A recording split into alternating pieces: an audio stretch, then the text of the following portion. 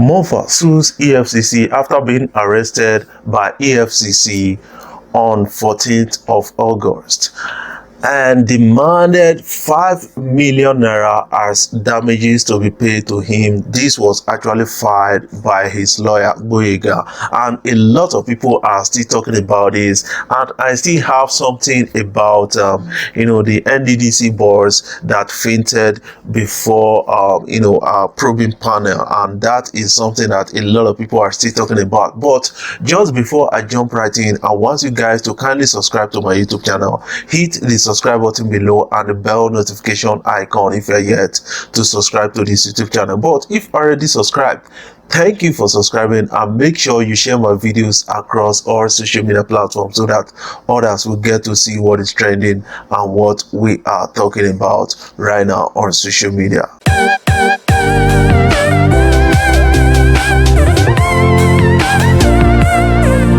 It has been an issue right now on social media. Not only social media, a lot of Nigerians are responding to that. Mompha being rearrested by the EFCC after a court ruling in Lagos said that EFCC should return seized items to him, and he went to their office to get those things, and on his way out of the office he was actually accosted and then rearrested by the EFCC. Right now, his lawyer has actually made a kind of filing against EFCC in a court in Lagos, or at a court in Lagos, and now a lot of people are now responding, saying that, man, the issue here is not the youth of this country. Well, that is what a lot of people are now saying, and I kind of see their own logical argument, because they believe that politicians are the major problem we have in this country. But how do you believe, or how well do you know about the problem of this the problems of this country? Because I want you to actually drop in the comment section. Right now, Mompha has been arrested, rearrested by the EFCC.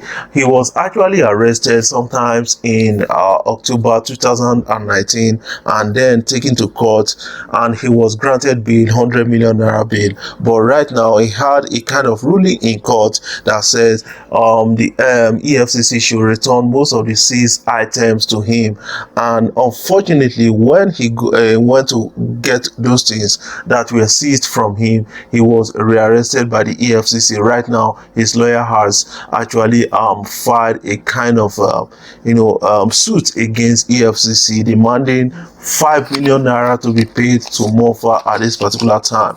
Mompha is actually an Instagram big boy in Nigerian BDC CEO, that is Bureau de Change CEO, and a lot of people will know Mompha to an extent because I think he had issues with Hushpuppi at the time. They were able to squash it out when he was actually arrested by the EFCC. Hushpuppi played a kind of supportive role and then actually encouraged him at this particular time. But right now, Hushpuppi has been arrested. Mompha actually playing kind of supportive role, asking Nigerians not to believe everything being said about Hushpuppi. But unfortunately, EFCC came after this guy and then they rearrested this Mompha, and a lot of people are tying it to like violation of human rights, because Mompha actually responded to court ruling, and now EFCC responded otherwise, and a lot of people are condemning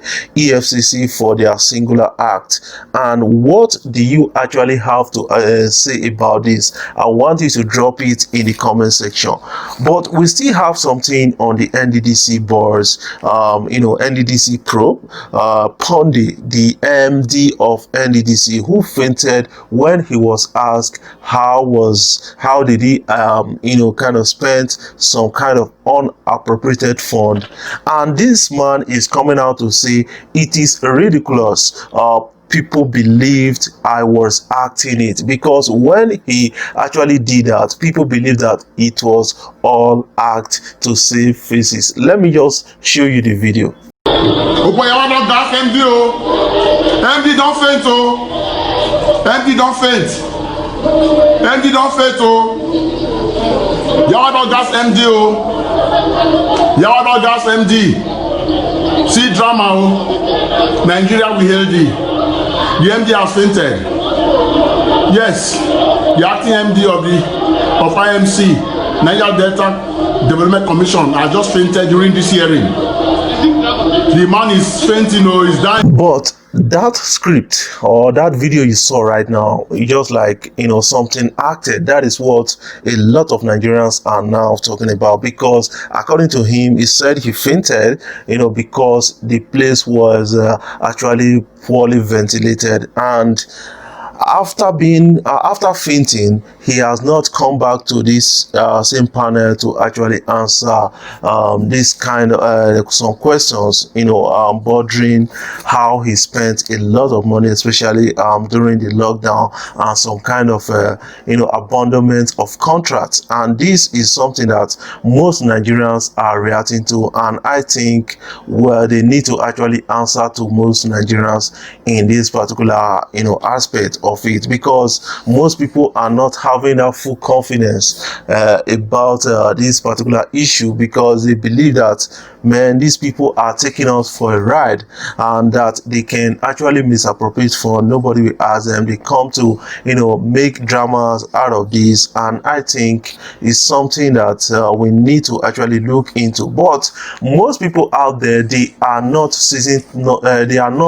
actually saying that it was not acted, because they believe that it was actually acted. And then people like Cairo Ojigbo actually supported the acting, because I saw one video where somebody was saying that, okay, in that script, Cairo was the person asking him to actually faint so that he can actually save face and evade those questions that are being asked him at this particular time. But what do you have to actually say about this? Let's listen to Minister of Niger Delta, who actually spoke about some things that some people are still talking about right now. Actually said something that the major beneficiaries of NDDC projects are the lawmakers. And let us try and listen to him. All you have will be chaos, and you have a lot of, not just militancy, but you have a lot of insurrection. So it is important that people who have gone to court, people who genuinely did jobs, should be paid for their jobs. So for me, I'm not against it, because of course, who are even the greatest beneficiaries? It's two people now. Okay. Because if you look at your chairman, Honorable Minister, that's okay. That's okay. No, can I ask you that question? What is the benefit that the National Assembly is benefiting from? It's okay.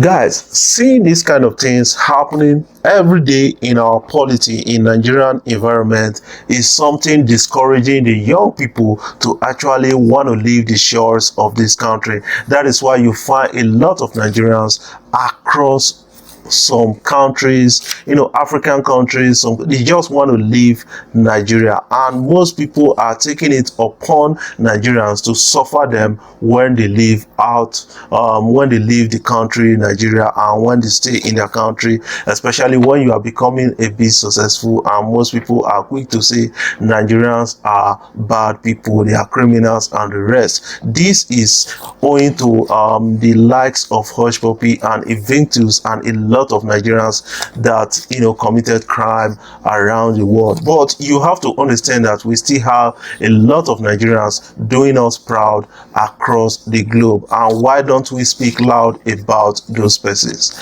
Just before I jump off, I want you guys to kindly subscribe to my YouTube channel, hit the subscribe button below and the bell notification icon if you are yet to subscribe to this YouTube channel. But if already subscribed, thank you for subscribing, and make sure you share my videos across all social media platforms so that others will get to see what is trending and what we are talking about on social media.